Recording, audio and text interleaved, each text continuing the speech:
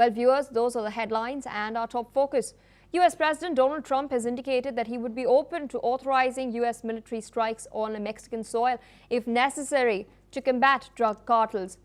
During a press briefing at the White House, Trump responded to a reporter's question about taking military action. This highlights his strong stance on combating the flow of illegal drugs into the United States, though it remains unclear whether such actions would be pursued. Listen in. Would I launch strikes in Mexico to stop drugs? It's okay with me. Whatever we have to do to stop drugs, Mexico is... Look, I looked at Mexico City over the weekend. There's some big problems over there. If we had to, would we do there what we've done to the waterways? You know, there's almost no drugs coming in through our waterways anymore. Then, of course, we've heard what Donald Trump has had to say. He has, in fact, stated that he is open to carrying out strikes in Mexico in order to curb the flow of illegal drugs, the transnational shipment of drugs. Of course, it's not clear yet whether he would do so and how Mexico would respond to this as well. But as of now, this is a fresh statement that has come in from Donald Trump. He was, of course, speaking at a press briefing at the White House. A reporter had asked him about taking possible military action. We do know what's taking place in Venezuela, off its coast, in the Caribbean, in the Pacific as well. There have already been numerous strikes on certain boats. More than 70 people have now been killed in these strikes. The U.S. maintains that it's doing so in order to combat the drug menace, the shipment of drugs, specifically cocaine, from Latin American countries into its soil. This, of course, has not gone down well with Venezuela as well as neighboring Colombia.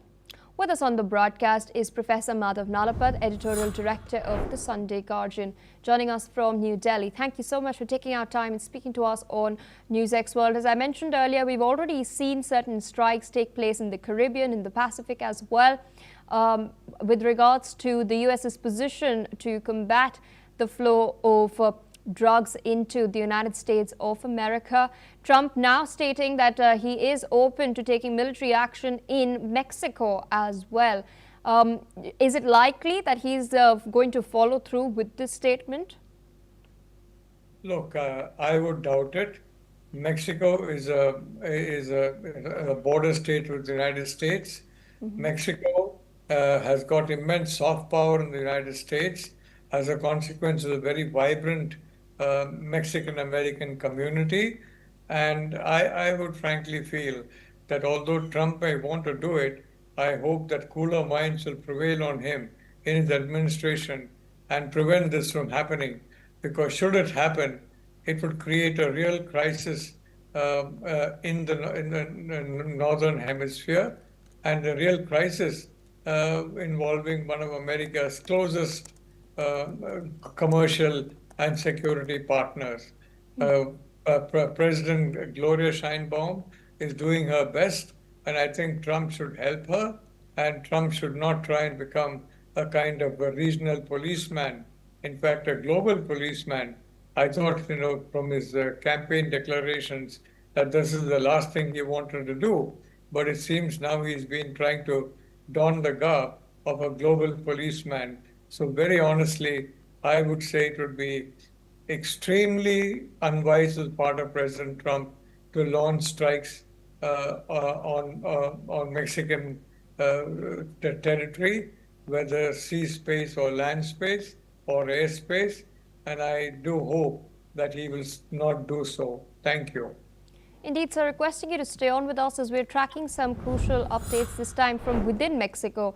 We're now learning that Mexican President Claudia Sheinbaum has now blamed the opposition politicians as well as violent groups and an international social media campaign for the recent protests against her government, which has resulted in over 100 injuries in clashes that took place outside the National Palace.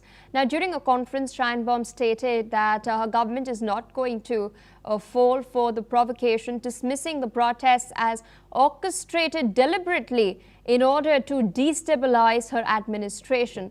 The unrest has, of course, come amid ongoing political tensions in Mexico, with critics accusing her government of failing to address key issues. Listen in.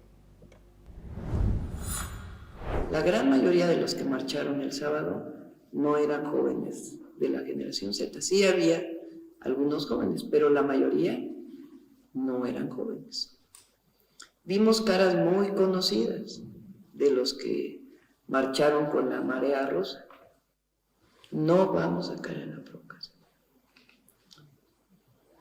Las y los mexicanos no quieren la violencia. Bueno, una supuesta marcha que llama contra la violencia y utiliza la violencia. Entonces no vamos a caer en la provocación. No se debe caer en la provocación. Porque lo que buscan es estas imágenes de represión.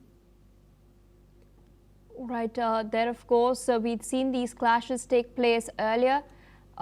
These are certain Generation Z style protests that gained momentum in the city, especially amid rising anger over certain high profile killings that have taken place. The most recent inclusion of to the contentious pool was the 1st November assassination of Carlos Alberto Manzo Rodriguez, the mayor of Uruapan in Michoacan state.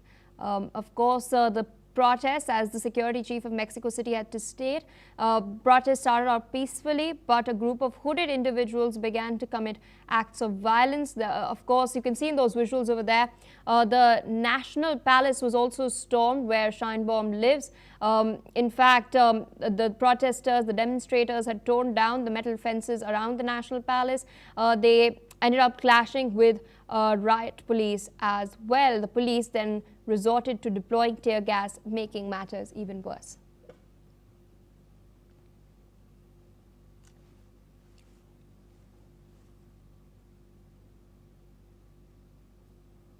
On that note, viewers, we're shifting focus to more developments coming in. We're now learning that US President Donald Trump